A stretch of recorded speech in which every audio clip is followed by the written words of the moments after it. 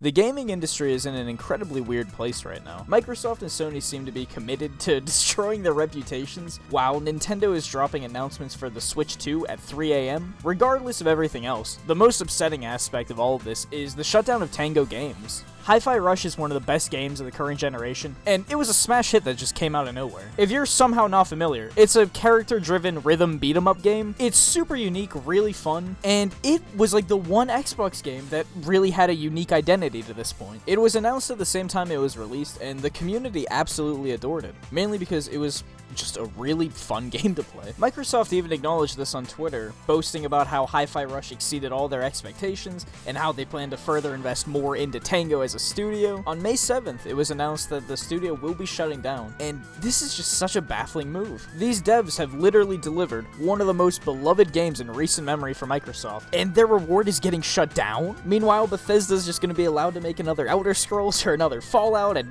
obviously Call of Duty is going to keep making Call of Duty, which that's all great and good, those games have their place, but like, where's the room for new IPs? It just really raises a lot of questions about why did Microsoft go out of their way to acquire all these studios if they were just gonna shut them down after making bangin' ass games. Now, people are pointing the finger at a lot of different possibilities right now as to why this could be happening. The first obvious choice is the fact that Microsoft is heavily invested in the idea of Game Pass, so much to the point that they've replaced their iconic Xbox Live with it. The only problem is that the business model that they are seemingly working under right now, Game Pass is not sustainable, because Hi-Fi Rush was developed and released day one on Game Pass, which for us as the consumer, that's awesome, that's incredible. But the catch-22 of that is we don't have to buy the game, so that's making Microsoft less money, and for some reason, despite them being so heavily invested in this ecosystem, they're neglecting the fact that the players are there, just not the dollars. But again, what is to be expected when you put this game on a streaming service? And then after that, you have them make Redfall. It's truly like they were set up to fail, which again just doesn't make any goddamn sense. It's funny because a physical release of Hi-Fi Rush actually was supposed to come out later this year, and I fully planned to buy that because I loved that game. I would own a physical. It always bugged me it was only digital, and I'm sure a lot of other people who played the game felt that way, which, you know, probably would have paid off pretty nicely, but now they've gone and axed the studio, and it's too late. Now, another one of the possibilities people were considering was the idea that the core members of the studio had departed to form another studio, but as more information comes out, this seemingly isn't true.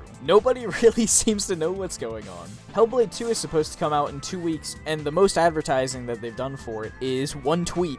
And that's already a pretty niche game that's probably not going to draw in a lot of people. So like, if Hi-Fi Rush can come out and be this huge hit, it's not looking too good for the studio that made Hellblade, which is just super fucked up because if you're owned by the industry juggernaut Microsoft and are making games that people are falling in love with, then you absolutely should not have to worry about losing your livelihood. It's just a very, very bizarre situation, and now there's reports coming out that they're unsure of what to do with Call of Duty now that they own it, which, you know, you would think after like a 5-year deal worth like $70 billion, you would have some kind of game plan figured out, but evidently not. So some more information has actually come out, and it turns out that the reason Tango was shut down was because they were in the process of pitching a Hi-Fi Rush sequel, and apparently it would require too many new people to be hired, so they deemed the project not worth it. Brother, how are they ever gonna make a new game?